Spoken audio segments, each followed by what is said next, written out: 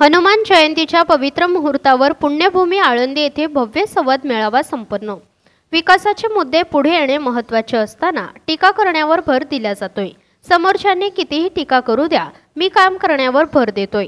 5 वर्षांपूर्वी आपण ज्याला निवडून दिले, अडचणीच्या वेळेस धावून येणे, 2 गोड शब्द बोलणे एवढीच लोकांची अपेक्षा होती। मला तुम्ही 20 वर्ष ओळखता, या कालावधीत मतदारसंघ पिंजून काढला, लोकांना निधी पोहोचला, मध्यंतरी माझा पराभव झाला, परंतु मी हार मानली नाही। उलट ज्या लोकांनी मला मत दिले त्यांच्यासाठी लढत राहिलो। योजना प्रकल्प राबवण्याचा माझा मानस आहे, ते अंमलात आणण्यासाठी तुमच्या पाठिंब्याची आवश्यकता आहे, असे आवाहन आढळराव पाटील यांनी केले। यावेळी आमदार दिलीप मोहिते पाटील, मनसे नेते राजेंद्र बाबू वागसकर, शहराध्यक्ष राष्ट्रवादी प्रकाश शेठ कुऱ्हाडे, शहराध्यक्ष भाजप किरण शेठ येळवंडे, शहराध्यक्ष शिवसेना राहुल चव्हाण, मनसे शहराध्यक्ष अजय तापकीर, आरपीआय शहराध्यक्ष योगेश रंगवे, युवक अध्यक्ष सौरभ गव्हाणे, अध्यक्ष युवा मोर्चा भाजप वासुदेव तुर्की, संघटन सरचिटणीस ज्ञानेश्वर बनसोडे तसेच महायुतीचे पदाधिकारी व कार्यकर्ते मोठ्या संख्येने उपस्थित होते। सिटी प्लस मराठीसाठी गणेश मोरे।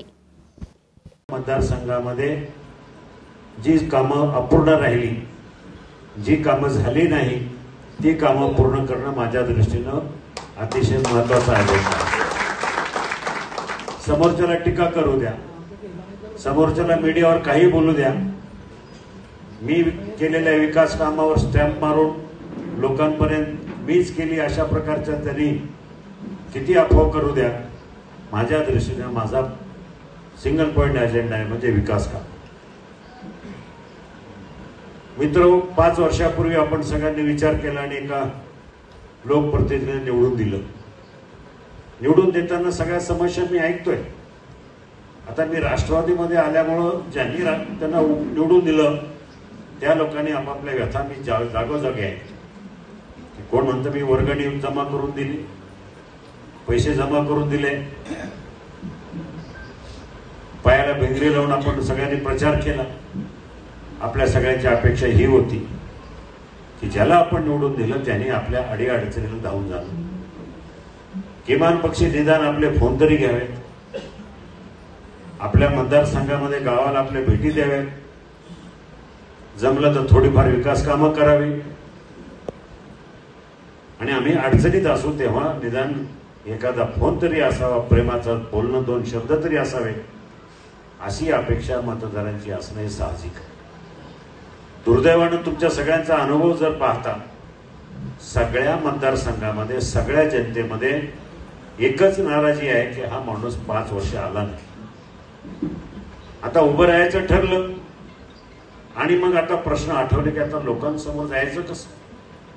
5 वर्ष तुम्ही कुठल्या गावात गेलो नाही, 5 वर्ष कुठं रुपया टाकला नाही, 5 वर्ष मी कोणाला भेटलो नाही, कोरोना काळामध्ये जेव्हा लोकांना गरज होती तेव्हा मी धावून आलो नाही, मग आता निवडणुकीत लढायची आहे, मग लोकांसमोर कसं जायचं, मग काहीतरी नवीन मुद्दे काढायचे। संसद रत्न खासदार, संसद रत्न खासदार होऊन कुठं माझे प्रश्न सुटतात का?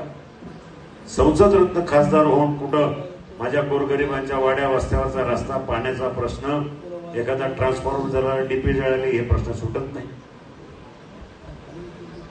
आणि मग दुसरा प्रश्न काढला की कांद्याला भाव, शेतकऱ्यांच्या शेतीमालाला किंमत मिळत नाही, शेतीमालाला भाव मिळत नाही।